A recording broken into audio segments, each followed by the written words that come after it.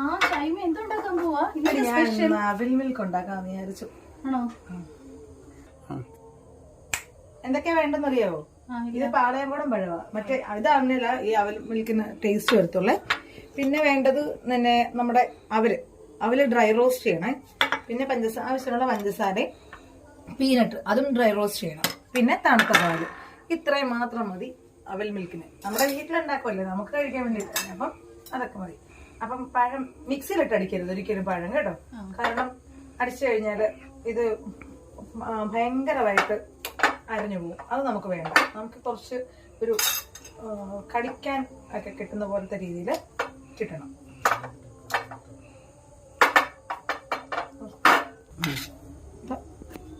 പഴവേ നന്നായിട്ട് ഇങ്ങനെ യോജിപ്പിച്ച് അത് പഞ്ചസാരയായിട്ട് നന്നായിട്ട് മിക്സ് ചെയ്യണം. അപ്പൊ എന്താ ചെറിയൊരു ഇങ്ങനെ തരി പോലെ വേണം. അല്ലാതെ ഗ്ലാസ്സിലോട്ട് കുറച്ച് നമുക്ക് ഈ മിക്സില്ലേ അതങ്ങോട്ട് ഇടണേ. ഈ മിക്സ് ഇട്ടിട്ട് ഈ മിക്സ് കുറച്ചിടണം. എന്നിട്ട് ഈ പാലൂടെ അതിനകത്തോട്ട് മിക്സ് ചെയ്യുക. എന്നിട്ട് ഇതങ്ങോട്ട് താണ്ടേ ഇങ്ങനെ അങ്ങോട്ട് കലക്കണം. എന്നിട്ട് കുറച്ച് അവലും കുറച്ച് പീനട്ട് ഇടാം. ഇയാളൊന്ന് കഴിച്ചു വയ്ക്കേ, എങ്ങനെയുണ്ടെന്ന് നോക്ക്. മിക്സ് ചെയ്ത് വയ്ക്കുക. ടൂട്ടി ഫ്രൂട്ടി ഒക്കെ ഉണ്ടെങ്കിൽ കുറച്ചുകൂടെ നല്ല ഷൈമ ടേസ്റ്റ് ഉണ്ട്. കുടിക്കൂ.